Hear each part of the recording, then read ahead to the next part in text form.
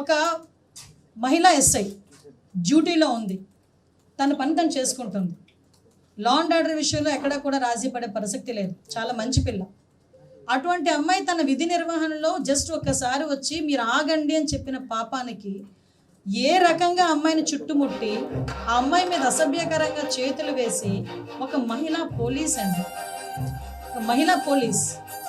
ఇక్కడున్న ప్రతి ఒక్కరు, నేను ఎందుకు ఈ మాట పర్టికులర్గా చెప్తున్నానంటే మీలాగే ఇక్కడ కూర్చున్న చాలామంది మహిళా జర్నలిస్టులు నాకు మెసేజ్ పెట్టారు, అక్క మహిళా ఎస్ఐ మీద ఎలా జరిగితే రేపు పొద్దున మీరందరూ ఉన్నారని మేము బయటకు వచ్చి జర్నలిజం చేసుకుంటున్నాం, మా పరిస్థితి ఏంటి రేపు పొద్దున మా ఒంటి మీద చేయి పడితే అని వాళ్ళు క్వశ్చన్ చేస్తూ ఉంటే ఎస్ ఒక్కసారి కనీసం తర్వాత వాళ్ళు ఎలాంటి కవరప్లు ఇచ్చుకున్నారో మీకు తెలుసు.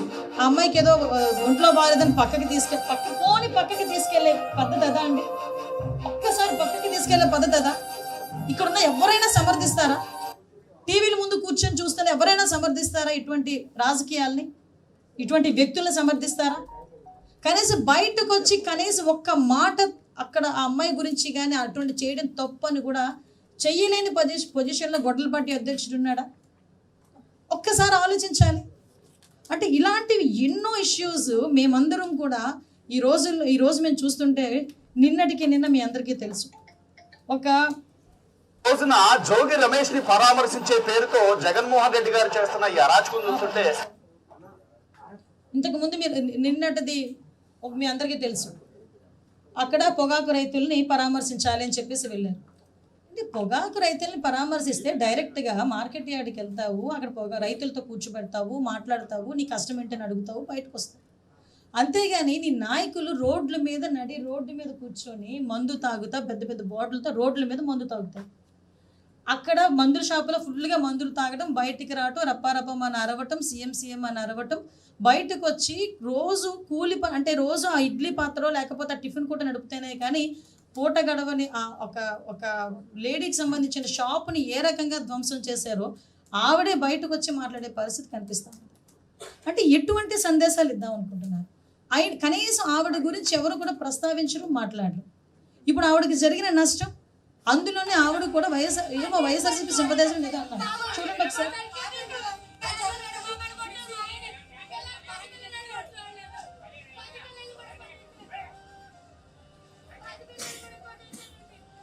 ఆవిడ బతుకెంతండి పాపం.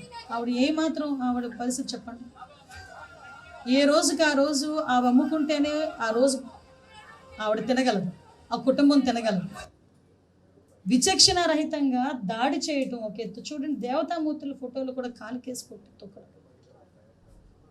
నేను ఒకటే అడుగుతున్నా, ఎలాంటి మెసేజ్ ఇద్దాం అనుకుంటున్నారు? ఇలాంటి సంఘటనలు నేను ఒకటి చూస్తూ ఉంటే ఎన్నో సంఘటనలు. ఇది నాయకుల తాలూకా నైజం అయితే, వాళ్ళ తాలూకా అంటే ఆ అధ్యక్షుడి తాలూకా నైజం ఇదంతా అయితే, లిటరలీ చెప్పాలంటే వాళ్ళ నాయకులు ఒక పక్క నుంచి ఒక ఎమ్మెల్యే, ఒక ఎక్స్ఎమ్మెల్యే కిడ్నాపులు చేస్తాడు, ఇంకొక ఎమ్మెల్యే డైరెక్ట్గా దళితుల ఇంట్లోకి వెళ్ళి దళితుల ఇంట్ల మీద దాడి చేసి వాళ్ళ కొడుకుతో సైతం వెళ్ళి దాడి చేసి అక్కడున్న మహిళల తాలూకా బట్టలు చింపుతాడు. బయటకు వస్తే నీచంగా మాట్లాడే పరిస్థితులు ఒకటి ఉన్నాయి. కొంతమంది అయితే మీకు తెలుసు కల్తీ మద్యం కేసులో కొంతమంది నిందితులు ఉన్నారు. అంటే ఎటు చూసినా వాళ్ళ తాలూకా గొడ్డలిపాటి అధ్యక్షుడే రకంగా ఉన్నాడు, వాళ్ళ తాలూకా నాయకులు ఎలా ఉన్నారు, వాళ్ళ తాలూకా కార్యకర్తలు మీ అందరికీ తెలుసు. మళ్ళీ ఒకసారి వేయాలి, ఒకసారి చూపించండి. అది కాదు మరి ఈ పొట్టేళ్ళని నరికి చూడండి ఒకసారి ఏం జరుగుతుందండి? షర్టులు ఇప్పడం, తాగటం, అది రైతుల పరామర్శ అండి? మీరు చెప్పండి, ఇది రైతుల పరామర్శ అండి? అది రైతుల పరామర్శ? అది రైతులను అలా పరామర్శిస్తారా? సిగ్గుపడుతుందండి దేశం మొత్తం. ఇటువంటి సంఘటనలు చూస్తే ఆంధ్రప్రదేశ్ మీద ఒక ఒపీనియన్ ఉంది. గౌరవ ముఖ్యమంత్రిగా చంద్రబాబు నాయుడు గారు వచ్చిన తర్వాత ఈ పరిశ్రమలు వస్తున్నాయి, పెట్టుబడులు వస్తున్నాయి. ఈరోజు ఆ లా అండ్ ఆర్డర్ విషయంలోని కూడా మేమందరం కూడా ఎంత స్ట్రిక్ట్గా ఉన్నామో మీ అందరికీ కూడా తెలుసు. అయినప్పటికీ కూడా ఇలాంటి విధ్వంసాలు రెచ్చగొట్టి రప్పమని చెప్పి పొట్టేళ్ల తలకాయలు కోసినట్టు నరికేస్తున్నారు.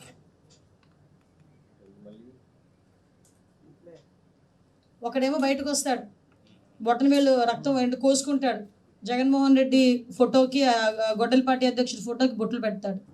ఇంకొకడు వస్తాడు, పెద్ద కేక్ పెడతాడు పుట్టినరోజు అని. మామూలు కత్తులు, ప్లాస్టిక్ కత్తులు పనికిరావు వాళ్ళకి, పెద్ద పెద్ద తల్వార్లు కావాలి. ఆ తల్వార్లతో గుచ్చుతారు, కట్ చేస్తారు. ఇంకా వాళ్ళకి ఆశ తీరినట్టుగా పొట్టేళ్ళని అక్కడే నరుకుతారు. ఆ రక్తం తీసుకెళ్ళి ఫ్లెక్సీల మీద వేస్తారు. ఫ్లెక్సీలు ఏమో రచ్చగొట్టే దూరంలో ఫ్లెక్సీలు పెడతారు. ఆ నీచంగా మాట్లాడటం. నేనేమంటానంటే ఈరోజు ఆంధ్రప్రదేశ్ పరిస్థితి, ఈరోజు నిజంగా చెప్తున్నానండి, లాస్ట్ 19 to 24 ఇక్కడ ఒక కథ చెప్పాలండి. మీ అందరికీ తెలిసిన కథే, కాకపోతే గుర్తు చేయాలని చెప్తున్నాను. మీకు పురాణాల్లో భస్మాసురుడు తెలుసు. భస్మాసురుడు చాలా నిబద్ధతతో, చాలా అంకుటితమైన దీక్షతో తపస్సు చేస్తాడు. దేనికి తపస్సు చేస్తాడంటే శివుడు ప్రత్యక్షం అవ్వాలి, నాకు మంచి వరం ఇవ్వాలి అని కోరుకుంటాడు. నిజంగా అతని తపస్సుకి మెచ్చి శివుడే ప్రత్యక్షమయ్యి, ఏ వరం కావాలి నాయన అంటే, నేను ఎవరి తల మీద చేయి పెడితే వాళ్ళు భస్మం అయిపోవాలి అని మంచి కోరుకున్నాడు. ఆయన ఉద్దేశంతో మంచి కోరిక. అంటే శివుడు కాసేపు ఆలోచించాడు, కానీ పోన్లే నా భక్తుడు కదా, మంచి కోరిక కోరాడు, పోన్లే ఇచ్చేద్దామని చెప్పేసి ఇచ్చేశాడు. ఆ వరం తీసుకున్న తర్వాత అతనికి అహంకారం ఎక్కువైపోయింది. ఎందుకు, నన్ను మించినోడు ఎవడూ లేడు, నేను ఎవడు తల మీద చేయి పెడతాడు చచ్చిపోతాడు, కాబట్టి నన్ను మించినోడు ఎవడూ లేడని అహంకారం తలకెక్కి ఏకంగా ఎవరి తల మీద చేయి పెడదాం అనుకున్నాడు, ఎవరైతే వరం ఇచ్చారో ఆ శివుడు తల మీద చేయి పెట్టి శివుడిని అంతం చేద్దాం అనుకున్నాడు. ఆఖరికి శివుడు ఏం చేశాడు, ఇలాంటి అహంకారులందరికీ కూడా ఇక్కడ ఉండకూడదని చెప్పి అతని తల మీద అతనే తల పెట్టుకునేటట్టుగా చేసి అతని నాశనాన్ని అతనే తినుకొని తీసుకొచ్చేటట్టుగా శివయ్య చేశాడు. దీన్ని బట్టి అర్థమైందండి నేను ఏం చెప్పబోతున్నాను, ఏం చెప్తున్నాను అర్థమైందా? 2019 నుంచి 24 వరకు ఒక్క ఛాన్స్ అని చెప్పి ప్రజల చుట్టూ తిరిగి ఆ ప్రజలు ఓకే అని చెప్పి 151 సీట్లు ఇస్తే ఆ రోజు అదే అరాచకం, ఆ రోజు అదే విధ్వంసం. ఆ రోజు ప్రజలు ఎవరు కూడా శుక్రవారం శనివారం వచ్చిందంటే ఏ గోడ కూలుస్తారో తెలియదు, ఏ పోలీసులు వచ్చి తీసుకెళ్తారో తెలియదు, ఎవరిని అరెస్ట్ చేస్తారో తెలియదు, ఎవరి మీద దాడి చేస్తారో తెలియదు, ఏ మహిళ మీద అత్యాచారాలు చేస్తారో తెలియదు, ఎవరిని బూతులు తిడతారో తెలియదు. 5 సంవత్సరాలు బిక్కుమంటూ బతికి ఒక్కసారిగా 2024 ఎలక్షన్లో ప్రజలందరూ కూడా ఎన్డీఏ కూటమి గవర్నమెంట్ని ఈరోజు వాళ్ళు ఆశీర్వదించి 164 సీట్లు మాకు ఇచ్చి కూర్చోబెట్టిన తర్వాత ఈరోజు మేము ఆ రోజు ఎన్డీఏ కూటమి గవర్నమెంట్ ప్రమాణ స్వీకారం చేసిన దగ్గర నుంచి కూడా ఈ రోజు వరకు మేము చెప్పుకోవడానికి నిజంగా పేజీలు సరిపోవండి.